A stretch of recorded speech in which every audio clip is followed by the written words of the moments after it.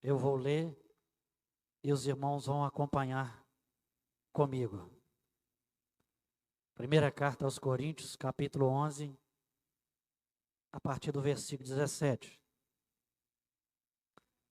A Sagrada Escritura nos diz assim: nisso que vou dizer-vos, não vos louvo, pois vos reunis, não para melhor, senão para pior. Antes de tudo, ouço que quando vos reunis na igreja, há entre vós divisões, e em parte o creio. E até importa que haja entre vós diferenças, para os que têm a aprovação de Deus se manifestem no vosso meio. Quando vos reunis no mesmo lugar, não é para comer a ceia do Senhor, pois quando comeis, cada um se apressa a tomar a sua própria ceia.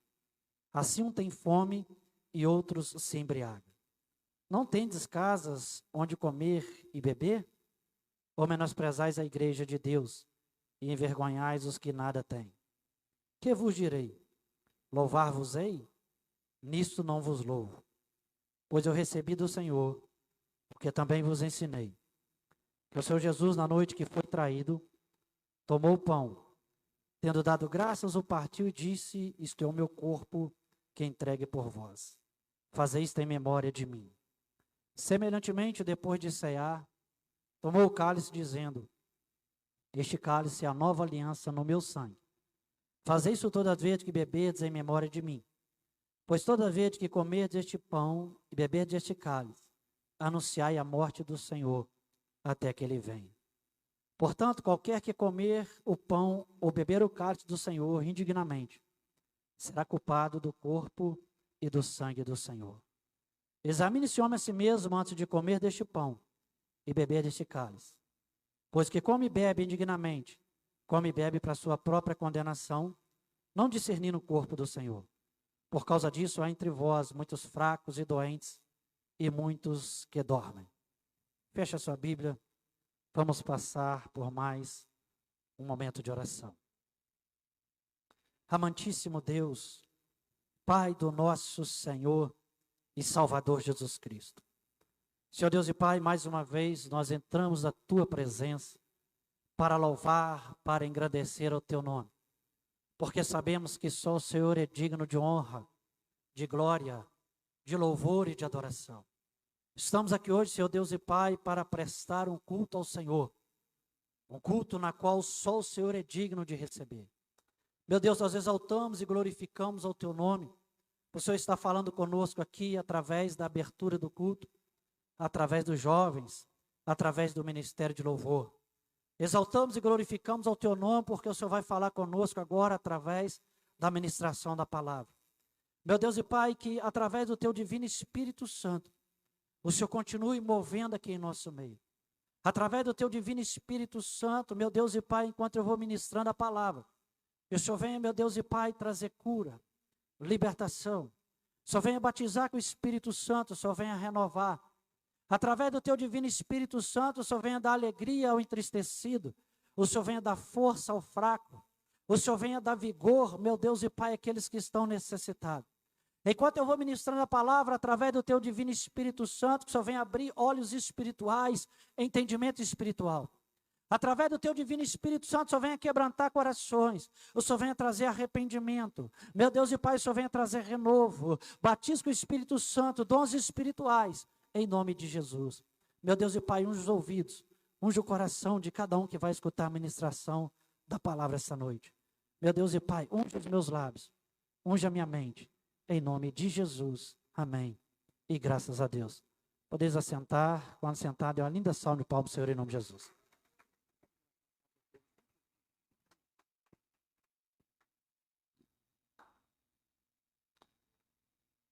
Irmãos, meditando nesse texto, o Senhor falou de uma forma poderosa comigo. E o Senhor me deu um tema para a mensagem desta noite. Tema esse que é: você já parou para pensar a importância da Santa Ceia ou da ceia do Senhor? O apóstolo Paulo, ele inicia esse versículo 17, falando para a igreja de Corinto, que eles estavam ali para a ceia, mas que havia divisões entre eles, que uns comiam muito, outros comiam pouco, uns se embriagavam. Ele chama a atenção e dizendo, mas isso também é necessário para que se manifeste aqueles que temem a Deus ou que obedecem a Deus. A igreja de Corinto, quando se reunia para a ceia, na verdade não era uma ceia do Senhor, parecia mais uma festa mundana. Porque ali, aqueles que tinham condições comiam muito, os que não tinham condições não comiam nada. Alguns até se embriagavam. E o apóstolo Paulo, então, lhe chama a atenção daquele povo, daquela igreja. E depois ele diz, pois eu recebi do Senhor, o que também vos ensinei. O Senhor Jesus, na noite que foi traído, pegou o pão, tendo dado graças, o partiu e disse, isso é o meu corpo, que é entregue por vós. Fazei isso em memória de mim. Semelhantemente, depois de cear, tomou o cálice, dizendo, esse cálice é o cálice da nova aliança. Paulo aqui ele estava ensinando para o povo como deveria ser a ceia. Ele diz, pois todas as vezes que reunir, em memória de mim. Paulo estava dizendo que todas as vezes que era para reunir, que comer desse pão e beber desse cálice, era em memória do Senhor. O apóstolo Paulo aqui, ele estava ensinando para o povo o que realmente era ceia. Como realmente deveria se comportar na ceia. Qual era a importância da Santa Ceia? Porque existe 3 interpretações da Santa Ceia. Transubstanciação é onde algumas religiões acreditam que aquele cálice e o pão se transforma no corpo de Cristo. E o cálice se transforma no sangue de Cristo. Existe também a consubstanciação, onde algumas igrejas acreditam que o pão não se transforma no corpo, o cálice não se transforma no sangue, mas que Jesus está ali fisicamente, no pão e no cálice. E existe também alguns que acreditam que é memorial, na qual aquele pão e aquele cálice simbolizam o corpo e o sangue de Jesus. Eu particularmente não acredito e não vejo base bíblica que possa dizer que esse pão se transforma no corpo de Cristo e que o cálice se transforma no sangue de Cristo. Eu também não vejo uma base bíblica para dizer que Jesus ele está presente fisicamente no pão e no cálice. Eu vejo base bíblica para dizer que é memorial, que o pão simboliza o corpo de Cristo, que o cálice simboliza o sangue derramado na cruz do Calvário. E os versículos que nós lemos aqui, irmãos, ele nos fala não apenas da Santa Ceia, mas ele nos fala da importância da Santa Ceia. Nos fala o que é a Santa Ceia no âmbito espiritual. Porque todas as nossas atitudes, elas produzem alguma reação. Todas as nossas atitudes, ela move o mundo espiritual. Seja boa ou seja má. E quando move o mundo espiritual, isso atinge o físico. Por exemplo, a Bíblia Sagrada nos fala de uma mulher que andava encurvada. E essa mulher, ela tinha um espírito de enfermidade. Ela não podia se endireitar. E até que ela teve um encontro com Jesus, Jesus ordena aquele espírito que saia dela, e ela ficou curada, ela se endireitou. Para muitos, aquela mulher tinha apenas um problema de coluna, mas, na verdade, o mal espiritual que ela tinha, alojou na coluna dela, atingiu o físico. Então, todas as nossas atitudes, boas ou más, ela move o mundo espiritual, onde atinge o mundo físico.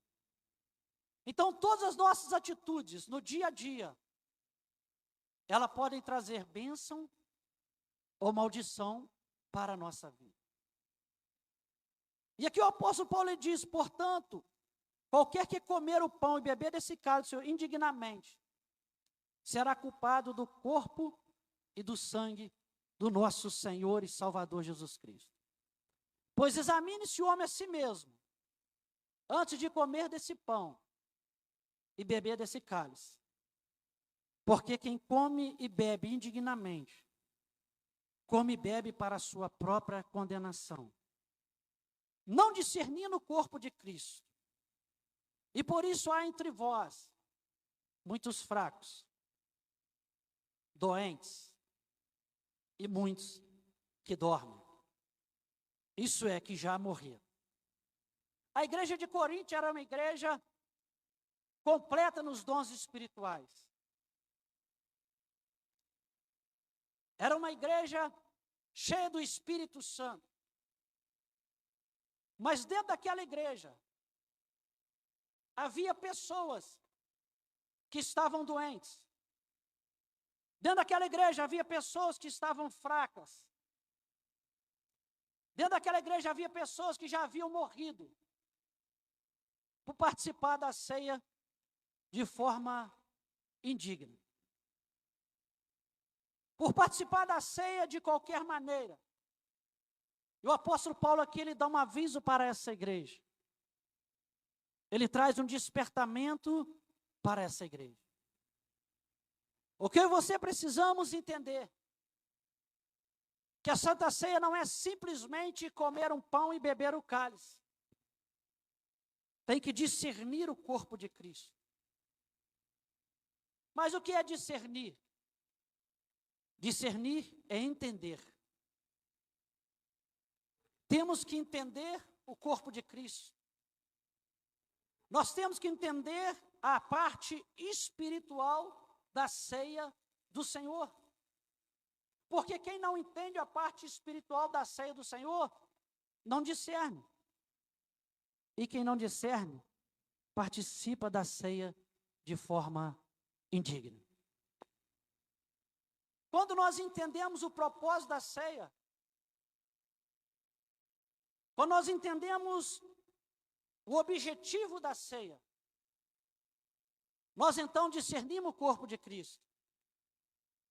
E nós vamos parar e examinar nós mesmos, se nós estamos preparados ou não para participar da ceia do Senhor. A igreja de Corinto, ela não estava discernindo o corpo de Cristo. Ela não estava entendendo. Alguns estavam ali tomando a ceia de forma indigna, porque uns comiam muito, outros não comiam nada e outros se embriagavam. Eles não estavam entendendo a finalidade espiritual da Santa Ceia. Porque naquela época a ceia era um banquete onde se comia e bebia.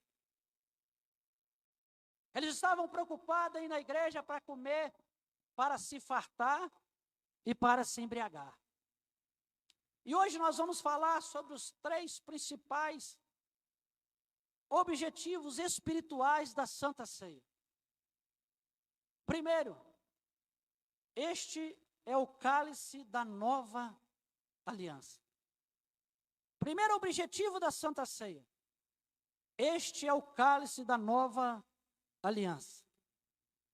Porque quando nós participamos da ceia do Senhor, nós estamos reafirmando a nossa aliança com o Senhor. Semelhantemente, depois de cear, tomou o cálice dizendo: este cálice é a nova aliança no meu sangue. Fazei isso todas as vezes que beberdes em memória de mim. É a nova aliança. Jesus aqui, ele fala de uma nova aliança.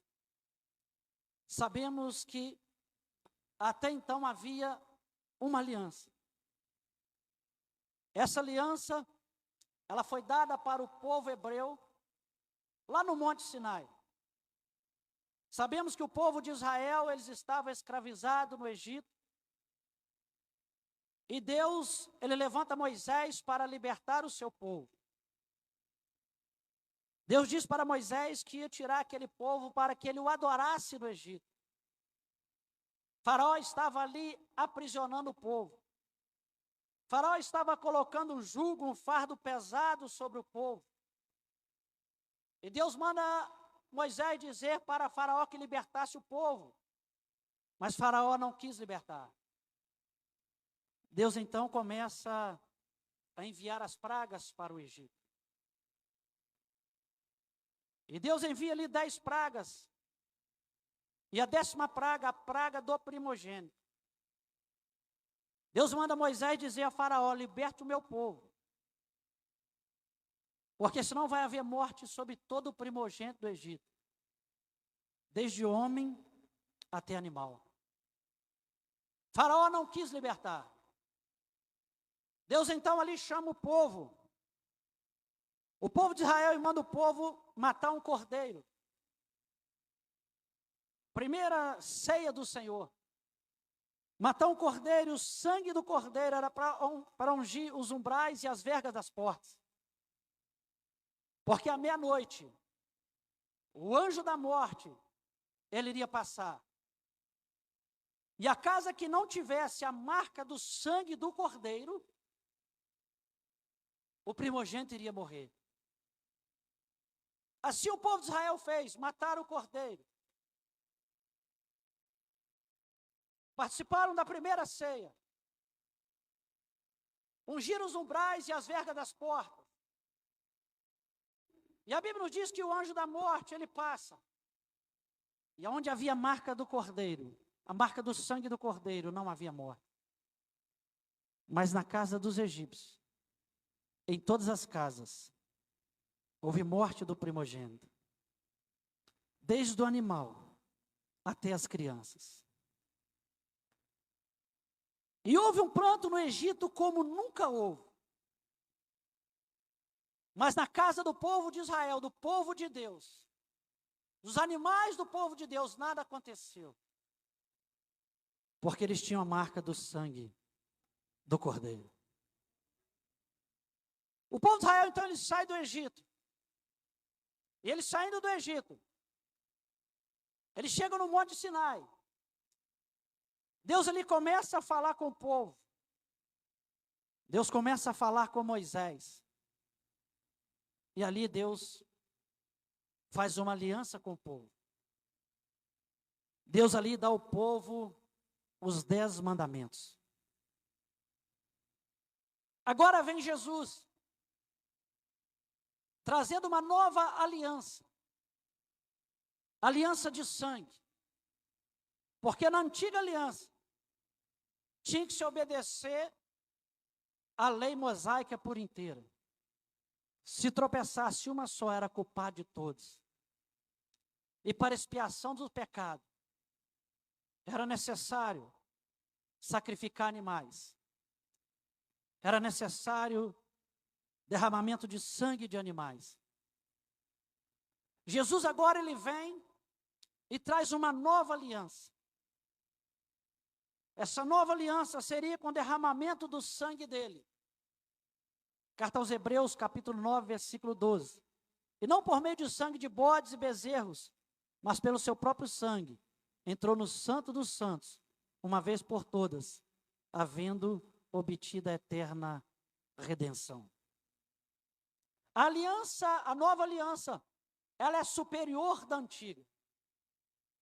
Porque foi Jesus que derramou do seu sangue. E todas as vezes que nós participamos da Santa Ceia, nós reafirmamos essa aliança com o Senhor. Segundo propósito espiritual da Santa Ceia, em memória de mim. Jesus, ele quer que eu e você venhamos a trazer à memória tudo aquilo que ele passou, tudo aquilo que ele sofreu por mim e por você. Mas sabe qual é o meu problema? Sabe qual é o seu problema? Nós temos a facilidade muito grande de esquecer as coisas boas que as pessoas fazem para nós. Mas nós temos uma facilidade muito grande de esquecer, de não esquecer, aliás, as coisas ruins que as pessoas fazem para nós. Uma pessoa ela pode te agradar 50 vezes, mas se ela te desagradar uma vez, você vai esquecer das 50 vezes que ela te agradou. E vai lembrar para o resto da vida de uma vez que ela te desagradou. Isso sou eu, isso é você, nós somos assim. E o Senhor aqui, para instituir a Santa Ceia, Ele diz isso, Ele diz, em memória de mim. Semelhantemente, depois de cear, tomou o cálice, dizendo, esse cálice é a nova aliança no meu sangue. Fazei isso todas as vezes que beberdes em memória de mim.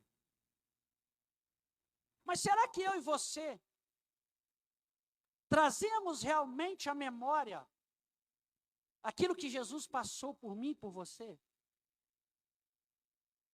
Ou será que nós simplesmente estamos aqui, ouvimos a palavra introdutória, o louvor, estamos ouvindo a palavra, vamos pegar do pão e comer e do cálice beber? Porque eu e você nós temos que trazer à memória.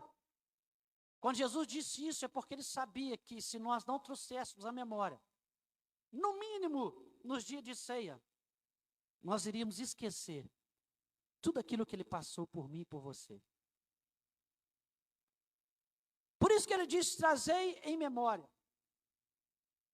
Evangelho de Lucas, capítulo 22, versículo 39. Jesus, ele sai com seus discípulos para orar no Monte das Oliveiras.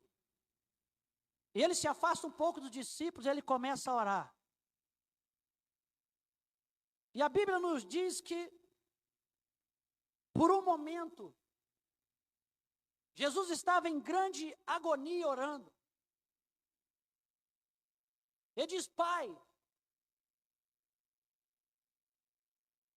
se for possível, aparta de mim esse cálice.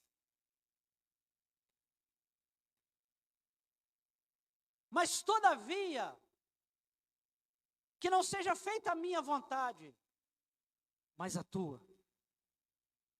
Igreja, não tem como eu falar esse versículo, essa passagem, e eu me emocionar. Não tem como eu falar isso e não me arrepiar. Jesus, como Deus, ele sabia tudo o que ele iria passar.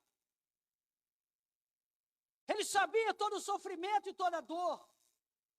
Mas ele, como homem, ele diz, Pai, se for possível, aparta de mim esse cálice. Pai, se for possível, aparta de mim todo o sofrimento. Pai, se for possível, aparta de mim essa cruz. Como homem. Mas como Deus, ele olhou para mim, ele olhou para você. Ele diz, Pai, mas que não seja a minha vontade, que seja feita a tua. Por um momento, Jesus, ele teve a vontade de desistir, de recuar. Está aqui na Bíblia. Mas ele lembrou de mim, de você, ele lembrou que se ele recuasse, eu e você estaríamos condenados à perdição eterna, ao inferno. E quando Jesus estava ali orando, igreja, em grande agonia, ele começou, o seu suor começou a se tornar grandes gotas de sangue. E aquelas gotas de sangue caíam no chão. Isso é chamado hematidrose.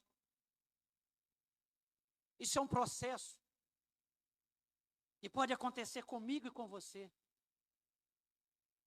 Um processo que pode acontecer com o ser humano, quando ele se encontra numa fraqueza muito grande, num sofrimento muito grande, num abatimento muito grande, os poros se abrem e começa a sair gotas de sangue. Jesus, ele orando ali de joelho, ele estava todo cheio de sangue. Mesmo o anjo o confortando, mas a agonia era muito grande. A dor era muito grande. As gotas de sangue pingavam o chão. E quando Jesus ele termina de orar, vem aqueles que queriam o prender. Eles pegam Jesus. Eles chicoteiam Jesus.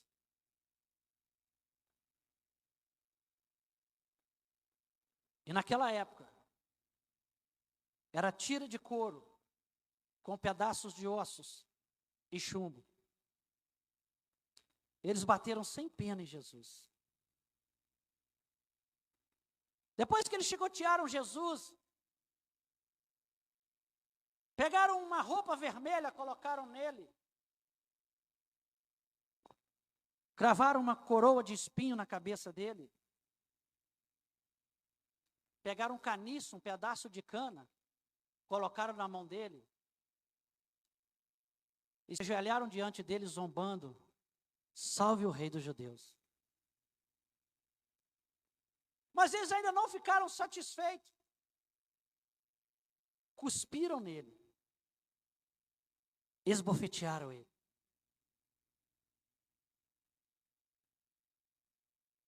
Traz a memória, igreja. É para trazer a memória.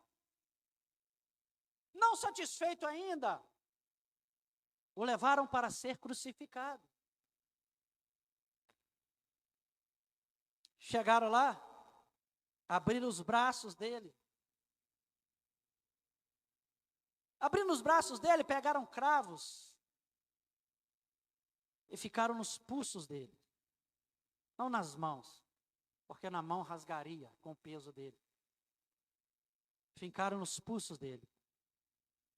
Pegaram outro cravo, juntaram os pés dele e fincaram nos pés dele. Ergueram ele naquela cruz. Ofereceram para ele vinagre e fel para ele beber. É para trazer a memória aquilo que Jesus passou por mim e por você. A ceia não é simplesmente comer um pedaço de pão e beber um cálice.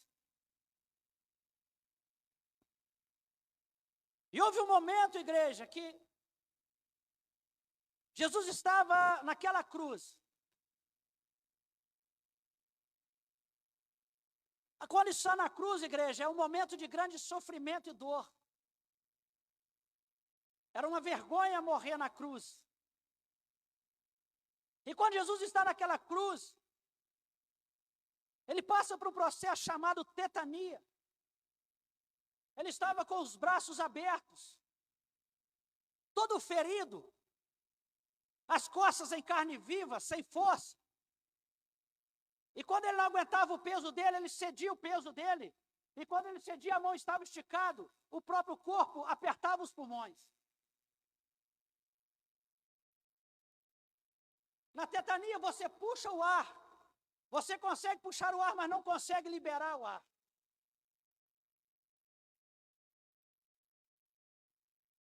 E a dor estava tão grande, o sofrimento estava tão grande, e Jesus ele clama: Eli, Eli, lema sabachthani, que quer dizer: Deus meu, por que me desamparaste? Deus meu, Deus meu, por que me desamparaste? Jesus dá mais um brado, mais um grito. E ele expirou. Ele se entrega para a morte. Jesus, ele morreu no meu e no seu lugar. Jesus, ele morreu para me dar salvação e para te dar salvação. Jesus, ele me comprou. E ele te comprou por um preço muito alto. O que Jesus fez por mim, o que Jesus fez por você, ninguém fez e nem faz. Ele sendo inocente, se entregou no lugar de pecadores. Ele sem ter culpa nenhuma, ele se entregou no lugar de pecadores. Mas o meu problema e o seu é a dificuldade de guardar isso e lembrar disso todos os dias. Porque se Jesus tivesse nos ofendido, todos os dias nós iríamos lembrar. Se Jesus tivesse nos abandonado no Monte das Oliveiras, todo dia nós iríamos lembrar disso. Mas nós quase não lembramos do que Ele fez por mim e por você. Terceiro, anunciar a morte do Senhor até que Ele venha. Portanto, todas as vezes que comerdes este pão e beberdes esse cálice, anunciai a morte do Senhor até que Ele venha. A Escritura, igreja, há 700 anos antes de Jesus nascer, o nascimento dele foi profetizado por Isaías. O seu nascimento, a sua morte e a sua crucificação. E Jesus veio. Jesus foi crucificado. E ele morreu. Mas Jesus, ele promete voltar. Evangelho de João, capítulo 14, versículo 1. Não se turbe o vosso coração. Credes em Deus. Credes também em mim. Na casa de meu pai há muita morada. Se não fosse assim, eu vos teria dito. E eu vou preparar lugar. Para onde eu estiver, estejais vós também. Vocês conhecem o caminho. Então disse Tomé, Senhor, como eu vou até o Senhor? Eu não conheço o caminho. Jesus disse, eu sou o caminho, a verdade e a vida. Ninguém vem ao Pai, senão por mim. Jesus, ele fez uma promessa de voltar. Ele foi preparar lugar para a sua igreja. Ele vai vir buscar uma igreja dentro da igreja. Embora as pessoas achem que Jesus vai voltar para todos. Jesus, ele não vai voltar para todos. Jesus, ele vai voltar para aqueles que estiverem preparados. Evangelho de Mateus, capítulo 25, a partir do versículo 1. Jesus assim, então o reino dos céus será semelhante a 10 virgens, que tomando suas lâmpadas saíram ao encontro do noivo. 5 eram insensatas e 5 prudentes. As prudentes tinham azeite de reserva, as insensatas não tinham. E elas estavam ali à espera do noivo, 10 virgens.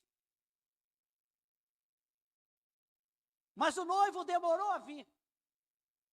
Tardou em vir. E as 10 pegaram no sono. E à meia-noite veio uma voz que dizia, lá vem o noivo. As 10 acordaram. Mas as insensatas tinham pouco azeite e elas pediram azeite às prudentes. As prudentes disseram, não, vai lá na venda e compra, porque pode faltar a vós e a nós. As insensatas, elas foram comprar. E quando elas foram comprar, o noivo chegou e a porta se abriu. As 5 prudentes entraram. A porta se fechou. As insensatas chegaram. Ele disse: eu não vos conheço. Portanto, vigiai, porque não sabeis nem o dia nem a hora que o Filho do Homem há de vir. Isso é, que Jesus há de vir. Entenda, essa parábola que Jesus conta, são 10 virgens. E sabemos que virgens são a igreja. Só que, pelo noivo não vir no tempo que elas esperam, muitos não vão ter azeite de reserva.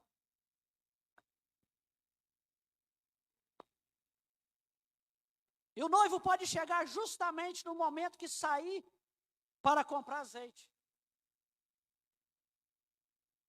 E quando voltar, não tem mais jeito. O que essa parábola nos ensina, igreja? Nos ensina que não adianta estar na igreja. Nos ensina que é necessário estar preparado. Porque nós não sabemos a hora e nem o dia, mas sabemos que ele virá. A ceia do Senhor é um ato muito importante. Não podemos participar de qualquer maneira, não. O apóstolo Paulo, ele adverte a igreja de Corinto que por isso havia ali muitos fracos, doentes e muitos que já haviam morrido. Mas é necessário participar da ceia do Senhor. Porque é através da ceia do Senhor que nós renovamos a aliança. É através da ceia do Senhor que nós trazemos em memória o que o Senhor passou por nós. E é através da ceia do Senhor que nós anunciamos a vinda do Senhor. Então, como eu estou hoje? Como você está? A Bíblia Sagrada não manda eu examinar como você está para tomar a ceia. A Bíblia Sagrada não manda você examinar como eu estou para participar da ceia. Ela diz: o homem examine-se a si mesmo. A ceia do Senhor não é simplesmente comer um pão e beber um cálice. Ela é muito mais do que isso. Que eu e você possamos entender a importância da ceia do Senhor. Que eu e você possamos entender que a ceia do Senhor, ela é algo espiritual também. É algo para a minha vida e para a sua vida. É algo que influencia na minha salvação ou na minha condenação. Na sua salvação ou na sua condenação. Que você fique com essa palavra. Que Deus abençoe sua vida. Vou te dar um minutinho para você orar. Seja sentado, em pé, de joelho, como você quiser. Eu vou estar pedindo perdão a Deus pelos meus pecados.